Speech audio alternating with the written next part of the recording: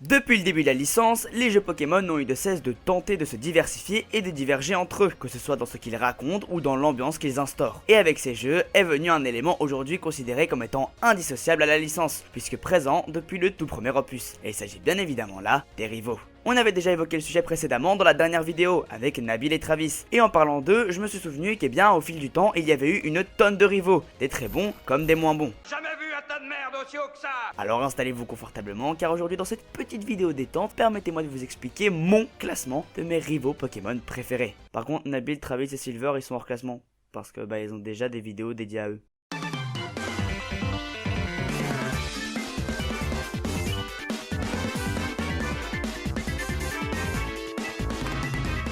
Alors lui, c'est purement de la valeur sentimentale. Pour beaucoup, il est même pas si marquant que ça, et même son développement est pas si incroyable, c'est pour ça que j'ai préféré le mettre en dernière position. Barry, ou René en français, est le rival et voisin du personnage principal que l'on incarne dans Pokémon Diamant, Perle et Platine. C'est un jeune homme un peu hyperactif qui pète tout le temps la joie de vivre, mais surtout une vraie tête brûlée. C'est par exemple lui qui nous a mis dans la sauce au début des jeux, puisque voulant attraper Léviator Rouge au lac Vérité, et ce, sans Pokémon et carrément sans Pokéball, même si on lui doit l'acquisition de notre starter. Non, je ne crois pas, non. Fils de Connor, chef de la tour de combat, son but sera alors de l'égaler en tentant de devenir à son tour un dresseur d'élite. Comme dit précédemment, ici on est juste face à de la valeur sentimentale pure. Pokémon Diamant étant mon tout premier jeu Pokémon, j'ai commencé l'aventure avec la rencontre de ce drôle de type assez naïf et gamin sur les bords. Je comprenais pas trop ce qui se passait, mais une chose était sûre, j'étais grave content quand je le voyais arriver. Je savais que c'était l'heure de taper face et bon Dieu comment il était chaud. J'arrêtais pas de galérer à chaque combat et je trouve encore aujourd'hui, à une époque où les jeux de la licence sont simples à en crever, que c'est l'un des rivaux les plus chauds que j'ai eu à affronter.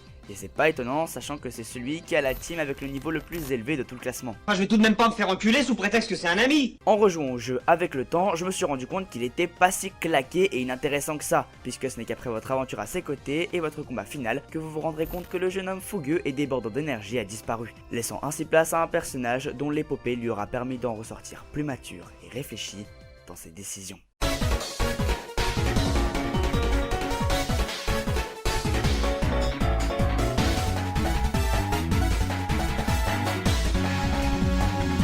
Là aussi, il y a de fortes chances que ce soit la nostalgie qui parle. En même temps, c'est pas ma faute. Pokémon Noir et Blanc 2, c'était vraiment des jeux hyper cool. L'ambiance mystique qui s'en dégageait lui donne encore aujourd'hui un charme unique, jamais trouvé dans un autre opus, hormis Noir et Blanc 1 évidemment. Matisse donc est le rival et ami d'enfance de Mélie, personnage que l'on incarne dans ces jeux. C'est un jeune homme colérique, sérieux, mais qui, contrairement à ce qu'il peut nous laisser penser, est très poli et aimable avec autrui. Son objectif quant à lui est évidemment plus travaillé que celui de René. Puisque nous voulons rien d'autre qu'éradiquer la team Plasma, antagoniste des jeux, qui ont volé le chacripant de sa petite sœur sans qu'il ne puisse rien y faire. J'aime beaucoup le personnage de Matisse, c'est un garçon simple en soi, mais dont les objectifs sont grands et louables, même si son équipe est pas si forte. Je me souviens que j'adorais le dessiner quand j'étais petit, je trouvais son design hyper classe, et avec son caractère et son ambition, ça faisait vraiment héros de Shonen Force 10. Finalement, il réussira par réaliser le souhait de sa petite sœur de revoir son Pokémon, même si, entre temps, celui-ci a évolué en Léopardus, qu'il dut affronter contre son gré. On gardera toutefois de lui une bonne image, celui d'un grand frère prêt à tout pour rendre sa petite sœur heureuse.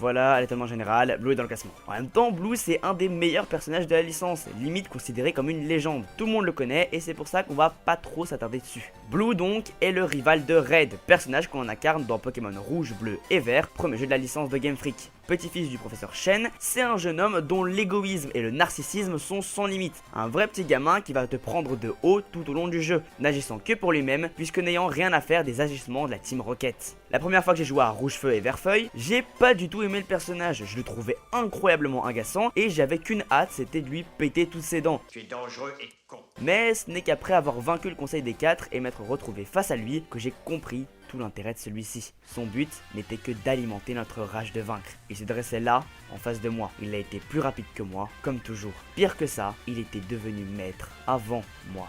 Mais en fin de compte, si le personnage est devenu aussi célèbre, c'est pas pour ce qu'il est, mais plutôt pour ce qu'il symbolise. Ce sont les fans qui en ont fait le grand dresseur qu'il est devenu, un rival aussi agaçant que mythique, qui marquera au fer rouge la licence de Game Freak.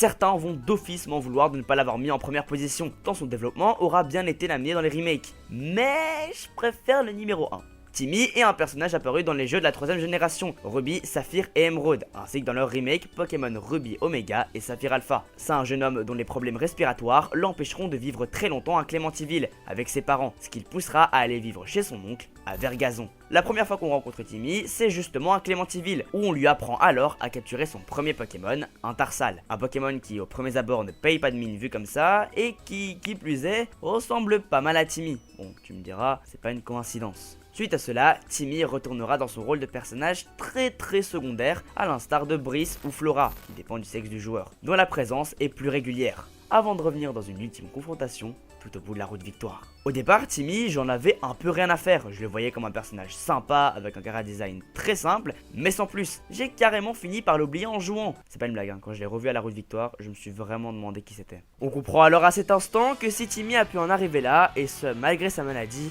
eh ben c'est grâce aux joueurs. Car depuis le début de notre aventure, il n'a eu de cesse de nous prendre en exemple. C'est grâce à ce désir de devenir l'incroyable dresseur que l'on est à ses yeux qu'il a continué à se battre encore et encore, et surtout grâce au soutien de son Tarsal, à présent devenu un Galam, qu'il a pu lui-même évoluer. Le dresseur qui nous fait face n'a à présent plus rien à voir avec le frêle garçon que nous connaissions, et cela se ressent dans son attitude, dans ce qu'il dégage, ou encore dans son thème de combat considéré comme étant l'un des plus cultes de la licence. Détermination contre détermination, dresseur contre dresseur, Pokémon Rosa nous a offert en parallèle du scénario principal une seconde histoire, celle d'un jeune homme prêt à braver sa maladie et sa timidité pour à son tour devenir le modèle de celui qui l'idolâtrait.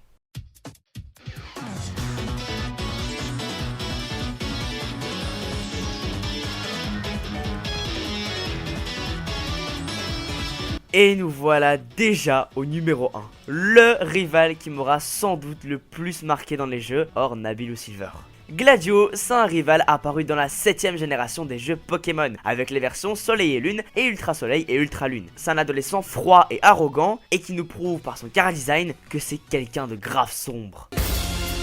Addict de combat Pokémon dont il ne tolère aucune défaite, il est au service de la Team Skull, antagoniste des jeux, dont il ne semble pas trop partager les ambitions. De plus, celui-ci semble être en possession d'informations assez confidentielles qu'il n'est pas censé connaître en tant que simple sbire, comme la réelle identité de Cosmog ou encore la puissance phénoménale que celui-ci dissimule. Tout au long de l'aventure, vous serez alors amené à vous demander qui il est réellement, ainsi que quelles sont ses réelles ambitions. Je déconne, on a tous direct cramé que c'était le grand frère de Lilier et le fils d'Elzamina, mais vous inquiétez pas, ça va beaucoup plus loin. En réalité, lui et sa sœur vivaient auparavant une petite vie tranquille aux côtés de leurs parents, une tranquillité soudainement troublée depuis la disparition de leur père, dont les recherches tournaient autour des ultra chimères. Dès cet instant, Elzamina, sa mère, commença peu à peu à tomber dans la folie, en se faisant le serment de poursuivre les recherches de son défunt mari, peu importe ce qu'il en coûte. Et c'est en infiltrant les laboratoires de la fondation Aether que Gladio fit une terrible découverte, une étrange créature à 2 pas entre le Pokémon et l'ultra chimère. Type 0. Ressentant un profond sentiment de peine envers cette créature et de haine envers sa mère, Gladio prit alors la décision de fuguer de chez lui en emmenant avec lui le Type 0 et se mit alors en tête de protéger celui-ci seul. Dans l'optique d'acquérir de la puissance, il rejoignit donc Guzma, chef de la Team Skull, dont il devint l'un de ses sbires. Lorsque Gladio a été dévoilé lors d'un trailer, je me suis souvenu avoir directement kiffé le personnage. Je sais pas, même si son design laisse franchement à désirer, j'ai surkiffé son thème et l'arrogance qu'il dégageait. Et lorsque j'ai enfin pu jouer au jeu, j'ai vraiment pas été déçu. Gladio est super bien développé et même si son background était inévitable, j'avais vraiment apprécié la façon dont peu à peu les questionnements autour de celui-ci sont abordés, et ce, jusqu'à la grande révélation. Ce n'est qu'au moment où Lilier fut enlevé par la Team Skull qu'il montra sa vraie nature et se liera pleinement d'amitié avec le joueur pour voler à son secours. Car même s'il n'en a pas l'air, Gladio est un personnage profondément concerné par ses proches, et notamment par sa mère, dont même s'il a du mal à montrer son affection, n'en reste pas moins grandement attaché. C'est la raison pour laquelle à la fin des jeux, en se rendant au motel du chemin, la propriétaire vous livrera une lettre écrite par Gladio peu avant son départ. Une lettre qu'il avait l'intention de donner à sa mère, dans laquelle il stipule vouloir s'excuser d'avoir fui la fondation Aether, même s'il ne regrette pas de s'en être allé avec Type 0. C'est la raison pour laquelle il est l'un de mes rivaux préférés, une preuve de plus que Game Freak ne néglige pas forcément l'intégralité de leurs derniers opus. Et c'est justement pour ça que je fais cette vidéo. A la base, je comptais en faire une entièrement dédiée à Gladio, puis je me suis souvenu qu'il y avait eu des tas d'autres rivaux. C'est pas étonnant si je n'ai pris que des personnages ayant une personnalité. Ils sont certes parfois rajoutés uniquement parce qu'ils font partie de la recette même des jeux, mais dans certains cas, ils sont nés d'une volonté même de complexifier l'intrigue principale. Il ne faut pas tout le temps les voir comme des points à surpasser, puisque de toute manière, l'histoire n'avancera pas si vous ne gagnez pas, mais plutôt comme des personnages à admirer. Que ce soit par nostalgie, développement ou émerveillement, on a tous des rivaux nous ayant marqués. Et vous, quels sont vos rivaux préférés? N'hésitez pas à me le dire en commentaire, je les lis tout le temps. Et si cette vidéo vous a plu et que vous en voulez d'autres dans ce style, eh ben n'hésitez pas à me proposer des sujets dans les commentaires. Je peux en faire sur absolument tout sans forcément me limiter à Pokémon. Sur ce, la vidéo est finie, vous pouvez partir.